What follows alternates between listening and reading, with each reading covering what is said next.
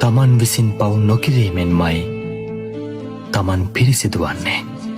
පිරිසිදුවීමත් අපිරිසිදුවීමත් කියන්නේ පෞද්ගලික දෙයක්. කෙනෙකුට තවත් කෙනෙක් පිරිසිදු කරන්න බෑ. සියලු සංස්කාරයන් සංකතයි. හට ගැනීම නැතිවීම වෙනස්වෙමින් පැවතීම යන ලක්ෂණ 3කින් යුක්තයි. ඒ නිසා සංස්කාරයන් ගැන කලකිරෙන්නමයි වටින්නේ. චතුරාර්ය සත්‍ය අවබෝධ නොකළ නිසා ඉපදෙමින් මැරෙමින් සංසාරයේ යන මේ සියලු සත්වයෝ දුකින් දුකටම පත් වෙනවා. ආර්ය අෂ්ටාංගික මාර්ගය අනුගමනය කොට ඒ අමා මහ නිවන සාක්ෂාත් කළොත් සියලු දුකින් නිදහස් වෙන්න පුළුවන්.